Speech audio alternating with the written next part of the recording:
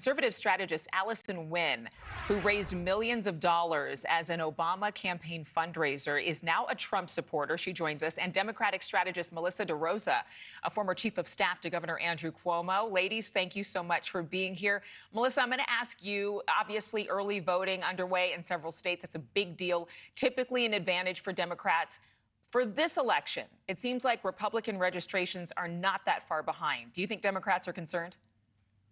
I think Democrats are absolutely concerned, and we're running like we're 10 points behind because that's the only way you end up ahead. But what we are seeing in the analysis, and if you talk to Republicans, they'll talk about how they've got the edge. You talk to Democrats, and about how they have the edge.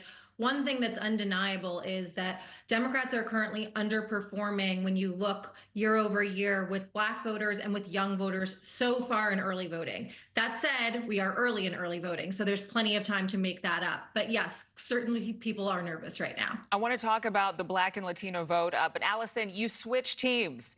Did you switch for the same reason you think a lot of other people who we're hearing from, maybe on social media, anecdotally, in our communities, are saying it's the first time, but they're going to vote for Trump, even though they've been Democrats maybe for their lifetime?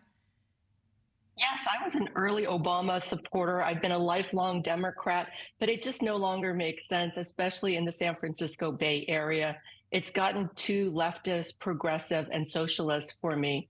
And right now, I'm really about education, healthcare, and really the economy for our country. And I think that's what resonates with most people as well. Well, I'm looking behind you, and you actually, I think, have an Obama poster on your wall still. I've looked into you. I've read about you. I've watched some of your other interviews. I know you auctioned off a number of pieces of memorabilia from your time being an Obama fundraiser. So is there a reason you still have that picture on the wall? Do you think that the Trump campaign is actually selling a message of hope and change at a different time in a different way than Obama did?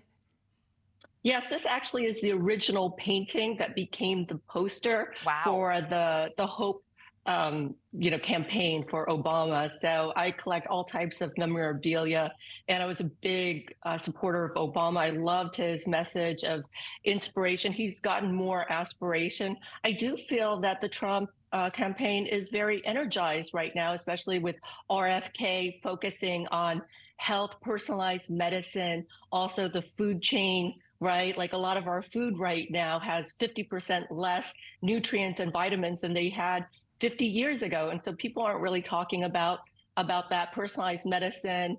And he has all types of new ideas, such as no taxes on tips, no taxes on overtime.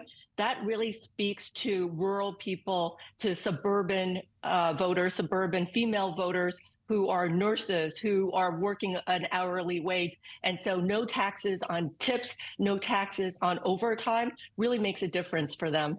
Vice President Harris, she skipped the Al Smith dinner, a big Catholic fundraiser, due to what were reportedly campaigning conflicts. She quoted scripture recently at a church, doing a mobilization for souls to the polls. Melissa, is the vice president sending a mixed message to the faith community right now? You know, look, I think that skipping the Al Smith dinner was a mistake for Vice President Harris. I think it was an opportunity for her to go and make that overture, not just to the Catholic community, because it's not really just a Catholic event, but really a nod towards bipartisanship. It's a long-standing tradition where you get both parties in a room together and you say, even though day to day we disagree with one another and we're running opposed to each other, we come together for the greater good of this charity in this final 2 weeks. So I do think it was a missed opportunity for her. That said, it is a very insidery event, and she was out campaigning in a swing state, and every minute counts up until election day. And so her campaign clearly made a calculation that her time was better spent where she was that night. Yeah, we'll see if that pays off for her. But obviously, that was an opportunity to say, let's come to the table together, let's dine together, let's make jokes and self-deprecate with one another. But Allison, a lot of talk has been about the Black and Latino vote. I've been watching so many interviews with these two candidates.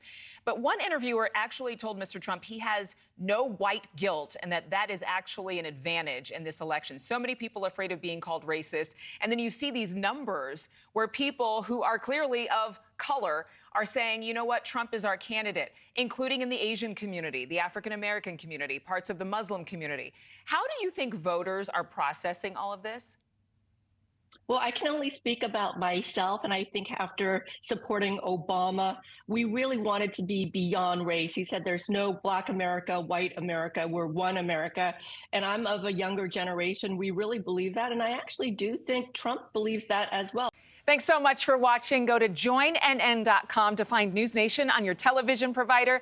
And don't forget to click the red subscribe button below to get more of News Nation's fact-driven, unbiased coverage.